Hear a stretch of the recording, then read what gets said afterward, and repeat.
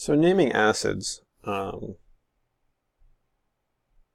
think, is much simpler than the way the textbook does it, because they're going to differentiate between oxyacids and non-oxyacids and all this stuff. And I think there's an easier way of doing this. And again, it's based upon memorizing your ions, specifically the anions. So you'll see these pictures, and I'm going to kind of go through them relatively quickly, almost probably with not very much explanation, because I want to show you what you'll see in your textbook. And right away, though, I want you to understand that there are many different ways that we can specify acid-base theory. This is a Venn diagram of all the different methods of defining, or the 7 common ways of defining acid-base. And the one we're going to focus on in this semester is the Arrhenius behavior, which you've probably memorized as an acid is a substance that, when dissolved in water, gives H+, and a base is a substance, when dissolved in water, gives OH-, or hydroxide. And we're not going to go into Lewis or Bronsted-Lowry at this point. We're going to focus on this in naming our acids, so that we don't kind of jump all over the board yet. So we're going to first use Arrhenius behavior. In 1b, we'll introduce Bronsted-Lowry and Lewis. But right now in 1a, we're going to focus on strictly Arrhenius behavior. So I'm just kind of going to skip through that. So, as we said, we're going to be using Arrhenius behavior, and specifically an acid is a substance, when dissolved in water, produces an H+, or increases our H+ concentration. The easiest way to do this is memorizing your anions, because the difference is, in an acid,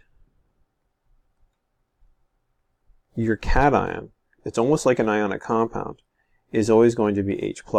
That's what's going to tell you that's an acid. So you'll see H+ somewhere out in front of the formula, or it'll say blah, blah, blah, blah, acid, which means you have some sort of H+. And so because of that, we don't talk about the H, because it's got to increase the quantity of H+, so it has to exist already, which means the whole name becomes based upon the anion. And if you've memorized the anion, it makes it easy, because if the anion ends in "ide," when it becomes an acid, we change the ending to "ic" and add the hydro prefix. Very easy if you've memorized it. When the anion ends in "ate," we just change it to "ic." Or if the anion ends in "ite," then we change it to "ous." And so it becomes very easy to do this if you've memorized your anions. And then all you need to do is, if we're writing out the formula, is add as many H pluses as necessary to make the overall charge of 0. So same as an ionic compound. So it's very similar. So if you understand ionic compounds, acids almost become much easier, because if you've memorized all your ions, it becomes, and their charges, it becomes much easier. And so here's some just common names. And again, these tables are from a different textbook, so you're not going to be able to find these. But again, I find it much easier that if you just straight up memorize these things.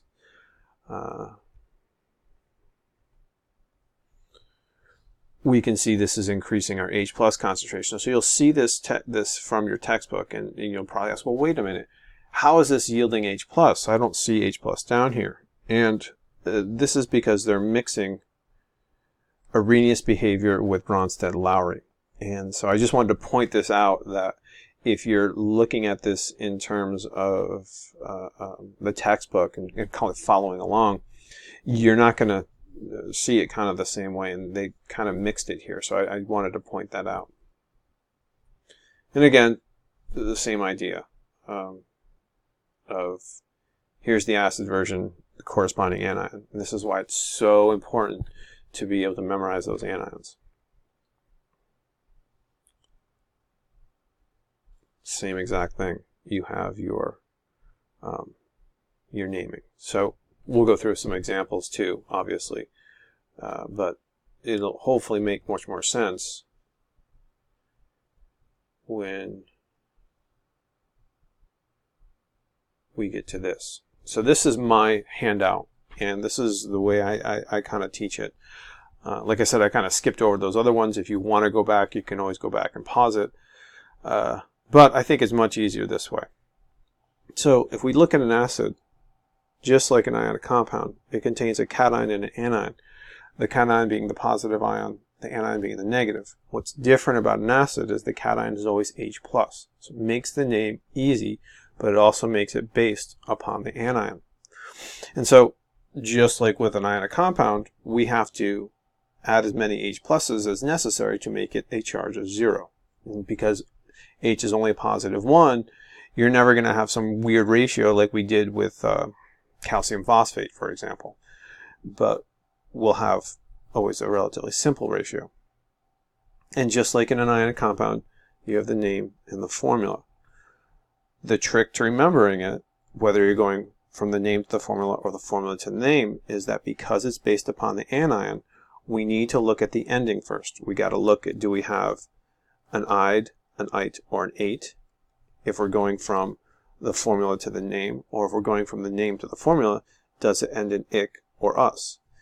And so, and then if it ends in ic, does it have the hydro? So memorizing this rule is going to help us, because once you have this, the list of ions memorized, it's just changing that anion name, because we don't talk about the number of hydrogens that are there, because we already know it as an acid.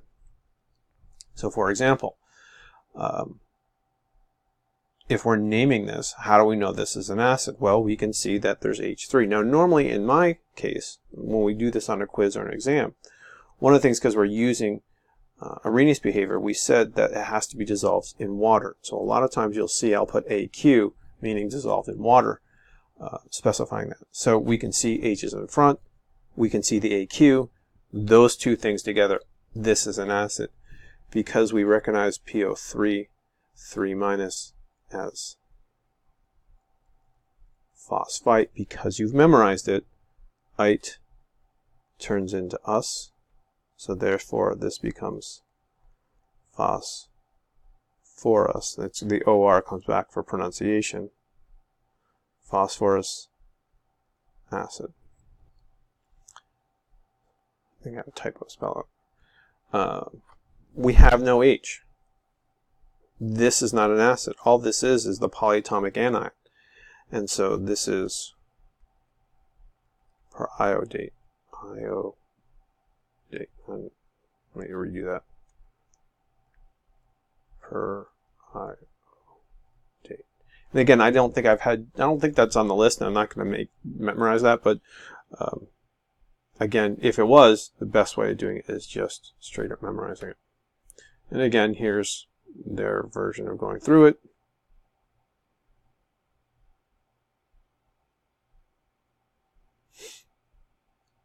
When it comes to naming bases, these really kind of refer to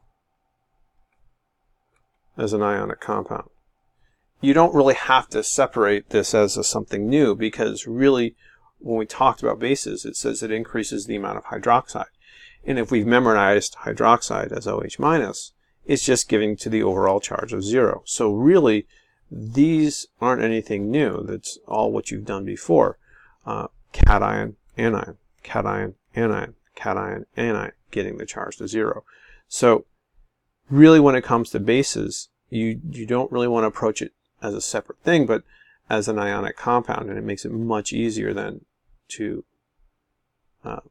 not separate it. So really, when you see hydroxide, you can think of it as a base, but really the easiest way of just kind of naming it and doing the nomenclature is approaching it as an ionic compound. Again, the critical thing to this, the absolute critical thing to this, is you have to memorize these. You have to memorize these. You have to memorize these.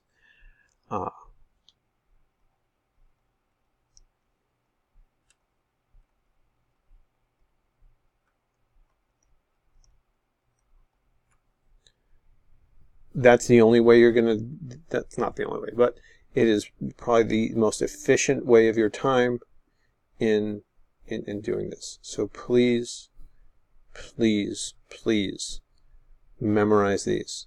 Memorize it, memorize it, memorize it.